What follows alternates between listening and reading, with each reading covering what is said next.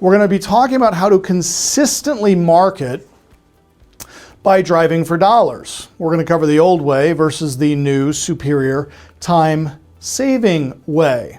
Now, for my friends that have been around for a while, I'm going to be focusing a lot on our driving for dollars application called SendFuse. But I have a huge announcement for you that is brand new.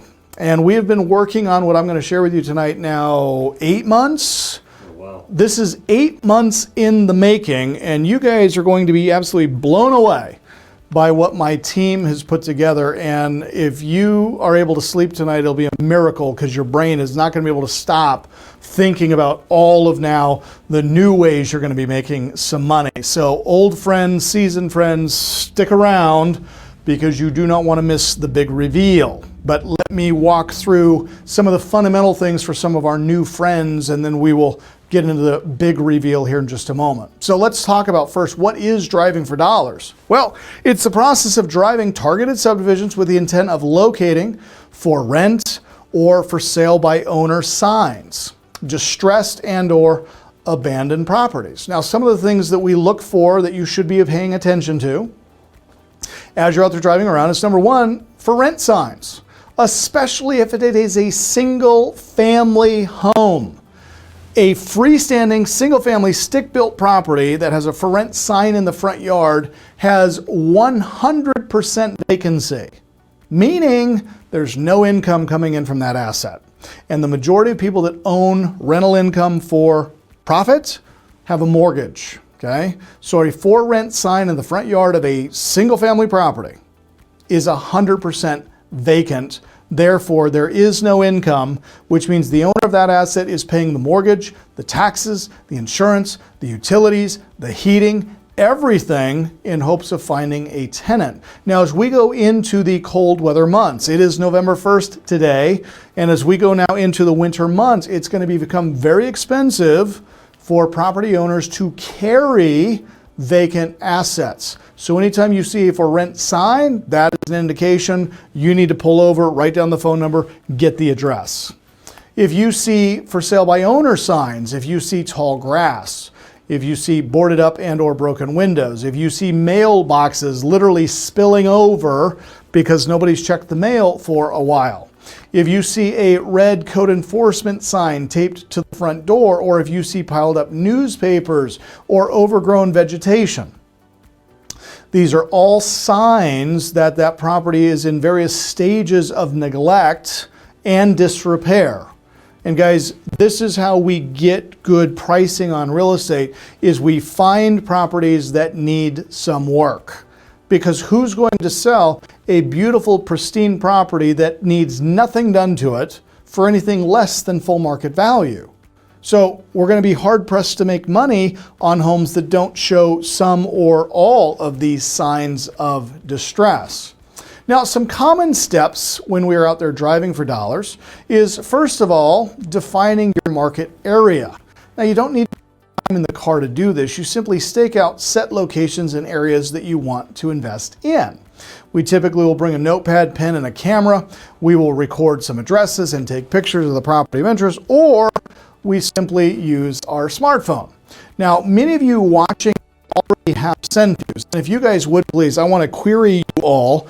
How many of you have SendFuse right now? Just go ahead and say, I have SendFuse. That's all I need from you. How many of you have SendFuse right now? That is the question I am looking for a response on. How many of you currently have SendFuse? Now, again, when driving for dollars, you can certainly just write it out on a piece of paper, and then when you get back to your office or place of business, you can then go in and do the research. Or you can take out your cell phone, you can go to a text bot called SendFuse, and you can text the following command into your SendFuse phone number.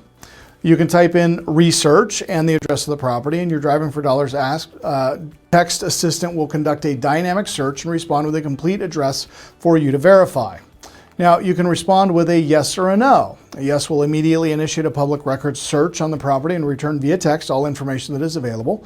And a no will result in your assistant asking you to verify the information you submitted so that it can try it again. It's that simple. General property information is now just a text away. Now, you guys can see on the screen, and I'm going to get closer, so hopefully they're seeing the screen and not my big head in the camera. Okay. Guys, right here, you can see here's a property address, right? 1817 North Smith. So when I go in and simply say research 1817 North Smith, it comes back and says, is the address you want to research 1817 North Smith? And I simply say yes.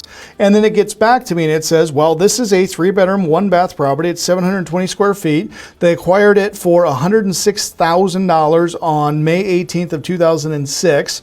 It's a 1947 built rancher single family. The owner's name is Jeff Crouch, and he lives at 1817 North Smith Street, which means it is owner occupied. Now, if I'm standing in front of this house and I determine that this is a $200,000 property, he's got a loan on it for $106,000 dated May 18th of 2006, which means he owes like 40 grand on this deal. Let me show you another deal, okay? Now, common steps for driving for dollars. After you finish your drive, return home and research the properties you located at your county's local central appraisal district.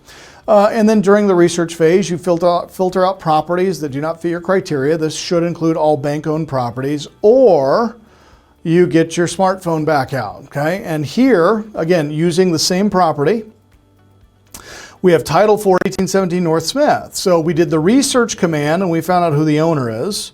Now we're going to come back into SendFuse and we're going to say, hey, give me the title information on the property. And here you can see title for, and then again it says, is this correct? And we say yes, and it says, great, we'll get back to you with the title report. And then it gives us the title report. So here are the commands, and then here is the title report.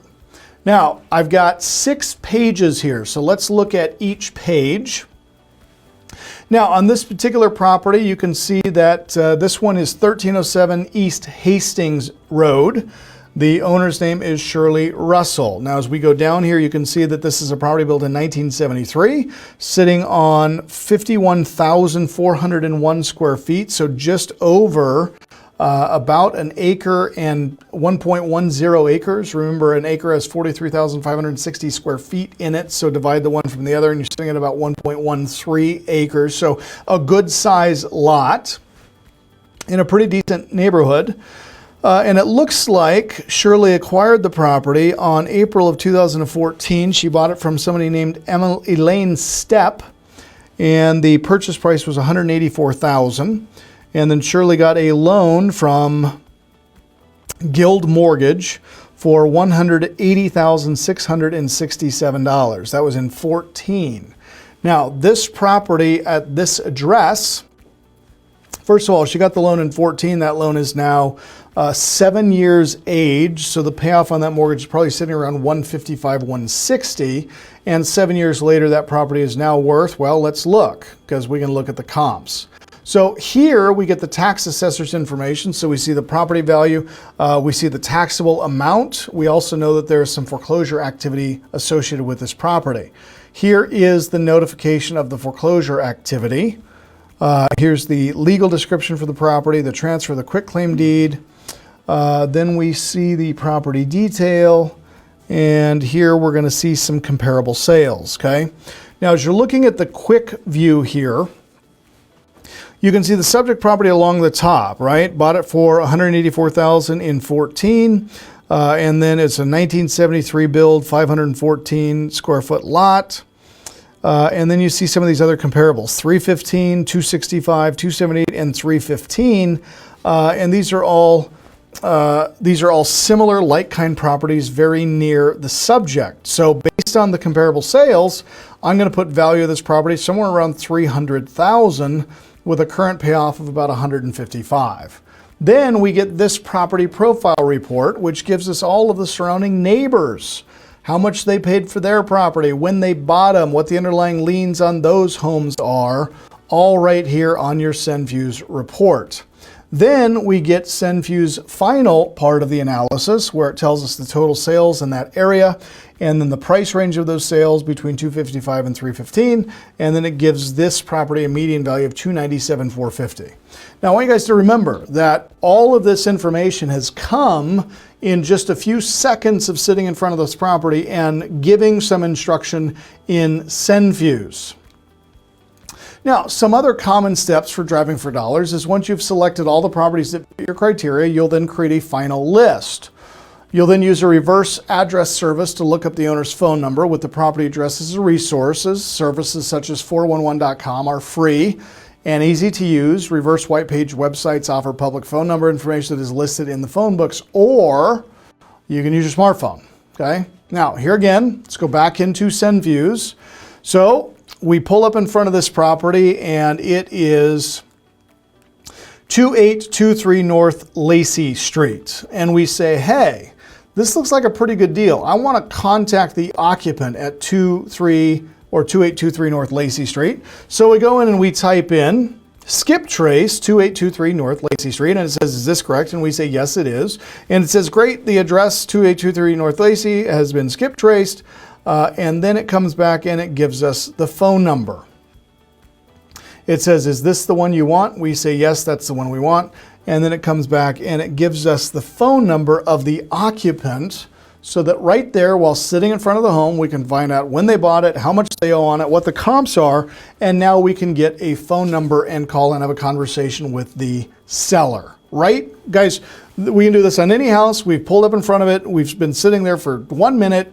And we've already accomplished all of these things. Now, let's say that the number's disconnected or they don't answer for whatever reason. So we leave a message and we think, hey, you know what? We should send some mail to this property. So if we're just going through the paces of driving for dollars and we're starting a mail marketing campaign, we would take the information, we will mail merge, print the yellow letter, stuff the envelope, hand address it, take the mailings to the post office, rinse and repeat each week.